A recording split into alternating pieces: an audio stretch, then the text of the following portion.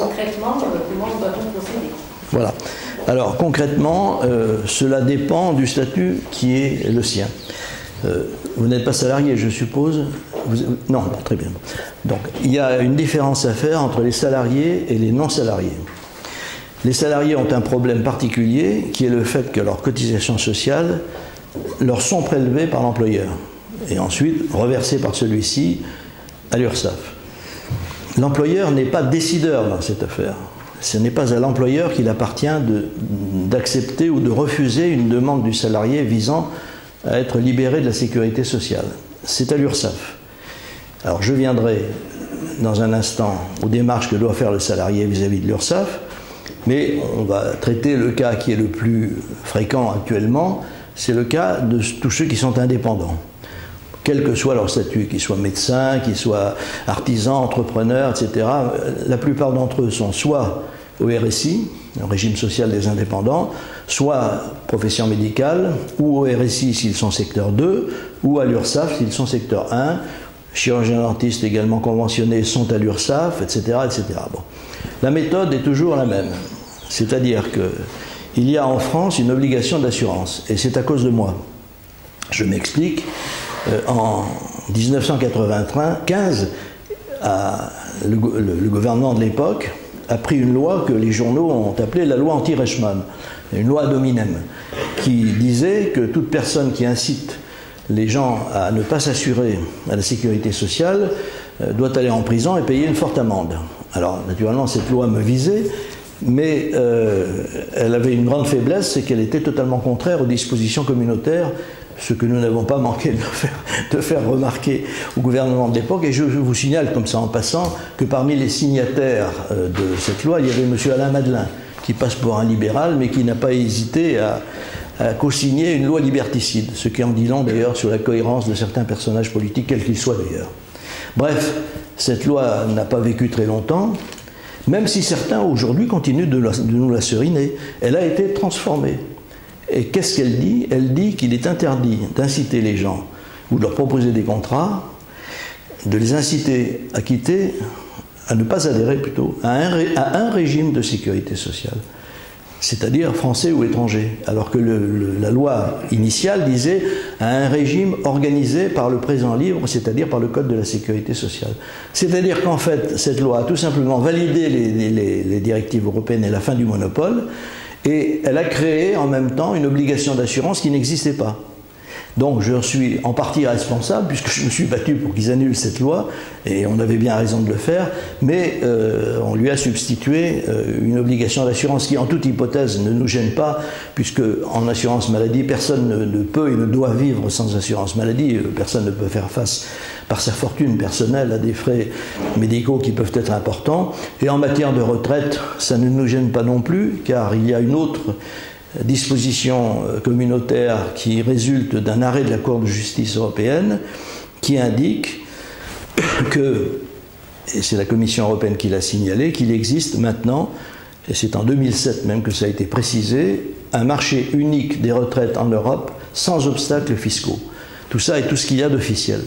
Donc, il y a une obligation d'assurance maladie qui était de fait en toute hypothèse, et il y a une obligation de retraite, d'assurance retraite, qui n'était pas dans les textes, qui y est maintenant, mais qui peut être très facilement remplie, tout simplement en souscrivant une assurance vie européenne, je dis bien européenne, de manière à ce que, car ce que dit cet arrêt européen, c'est que l'assurance vie est une assurance retraite, et il dit aussi qu'elle peut être déduite fiscalement dans les mêmes proportions, de la même manière qu'une assurance retraite souscrite dans le pays de la personne considérée. Donc, que faut-il faire? Premièrement, souscrire une assurance maladie.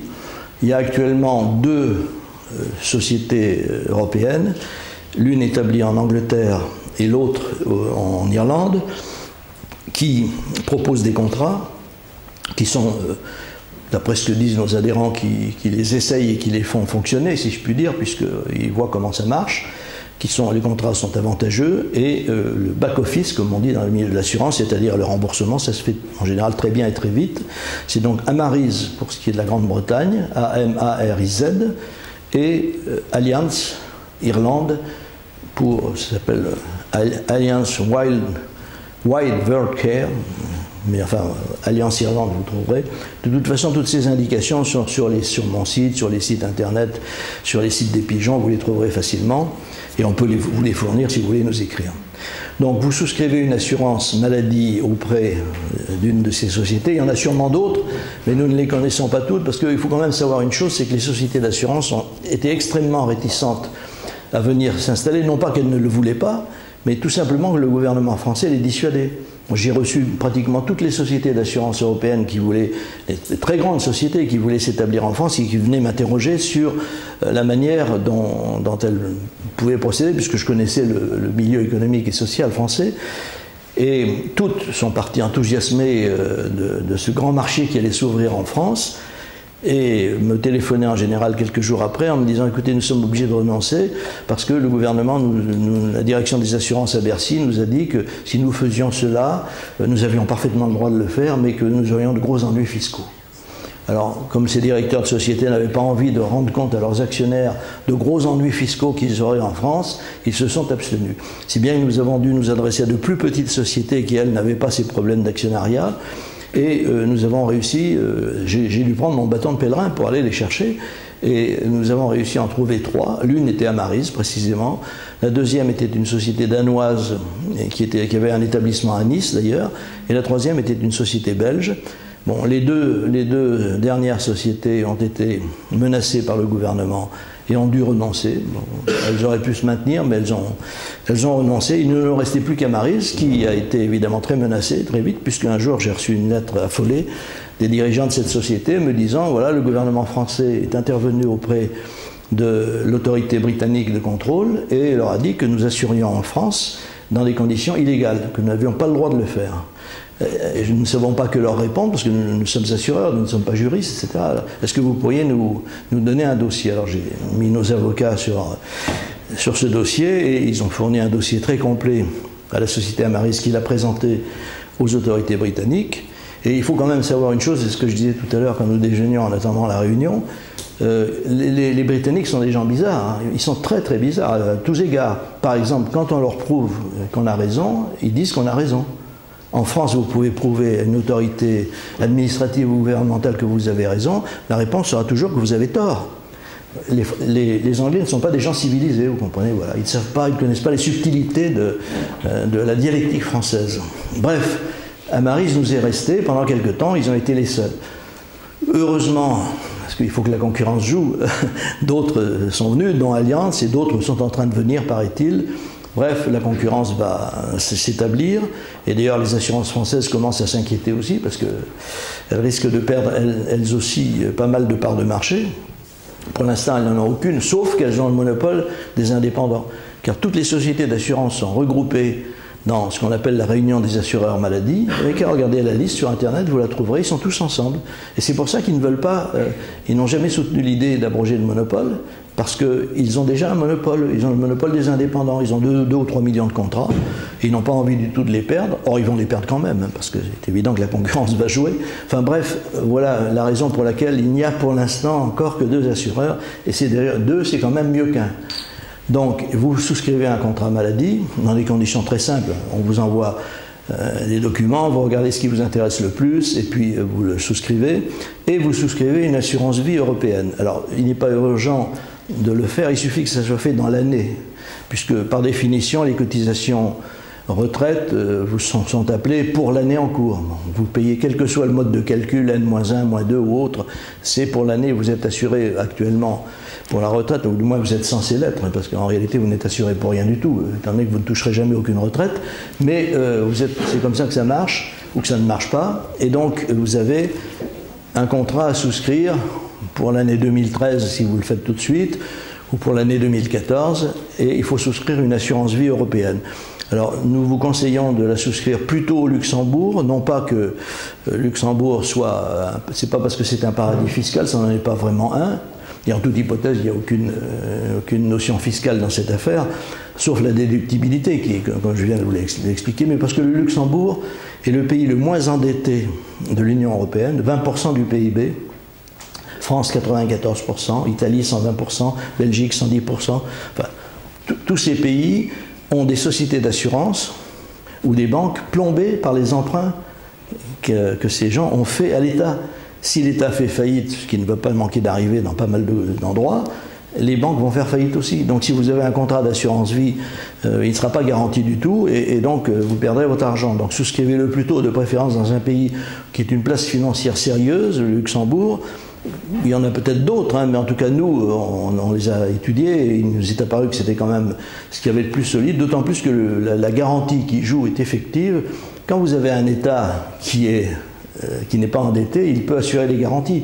Quand vous avez un État endetté jusqu'au cou, comme celui de la France par exemple, il ne garantit rien du tout. Je vais vous donner un petit exemple en passant. Vous savez qu'on nous a rebattu les oreilles ces temps-ci avec la fameuse garantie allant jusqu'à 100 000 € des dépôts bancaires.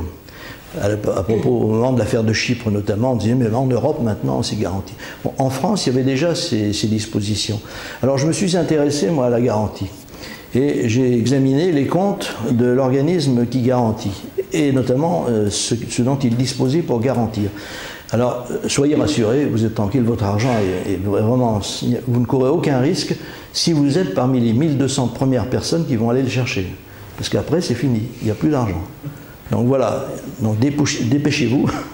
C'est ce qu'on appelle un bank run. Vous savez, en Grande-Bretagne, aux États-Unis, quand les gens se précipitent à la banque pour retirer leurs avoirs.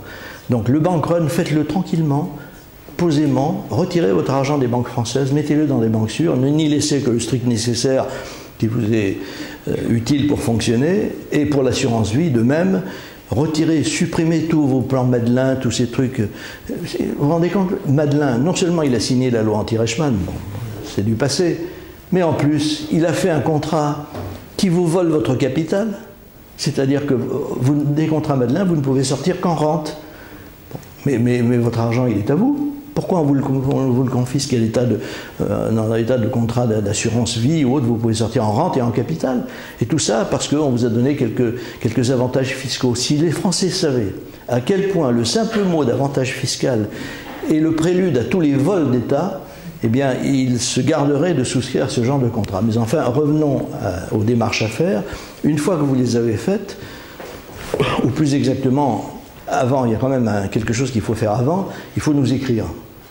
Vous nous envoyez un petit mot en nous disant, en donnant vos coordonnées, précisant votre situation professionnelle, disant que vous souhaitez vous libérer de la sécurité sociale et que vous souhaitez recevoir les informations nécessaires. À ce moment-là, on vous écrit, on vous envoie une lettre dans laquelle on vous dit quelles sont les démarches à faire, donc celles que je viens de vous indiquer notamment, et on vous donne le texte de lettres qu'il faut adresser aux organismes sociaux.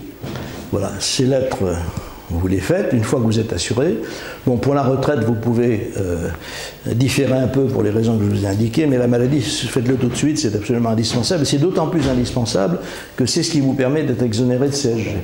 Car nous avons obtenu, car un procès que nous avons gagné également dans la Cour européenne de justice, que les personnes qui ne sont pas assurées à la sécurité sociale maladie française sont exonérées de CSG et de CRDS sur leurs revenus d'activité et de remplacement. Sur les revenus du capital, c'est autre chose, je vous en parlerai tout à l'heure. Donc, vous faites en sorte de vous assurer en Europe, et surtout pas en France, d'autant plus que les assureurs français ne veulent même pas le faire. Donc, pour l'instant, il n'y a pas de question. Et donc, une fois que vous êtes assuré, que vous avez envoyé vos lettres, vous avez le choix entre plusieurs méthodes. La première méthode, si vous avez un avocat, c'est parce que naturellement vous allez avoir de la part des caisses des lettres vous disant que vous n'avez pas le droit de le faire, il faut savoir quoi leur répondre ou ne pas leur répondre, etc. etc. Si vous avez un avocat, attention, il faut qu'il soit compétent dans ce domaine-là, il y en a très peu, enfin il y en a. Donc à ce moment-là, vous prenez votre avocat, s'il a besoin de renseignements, il les lui fournira. Si vous avez un conseil juridique compétent, de même. Et sinon, si vous préférez que ce soit le MLPS, à ce moment-là, on vous demandera une cotisation de 230 €, cotisation annuelle, qui nous permet de fonctionner et qui vous permet, vous, de recevoir les renseignements nécessaires sur chacun des actes accomplis dans le cours de ce contentieux. Ça reste un contentieux puisque les caisses continuent de prétendre qu'elles ont le droit de vous assurer de force, alors que c'est faux. Donc il faut vous défendre, mais ça ne demande pas grand-chose, ça demande en fait quelques lettres.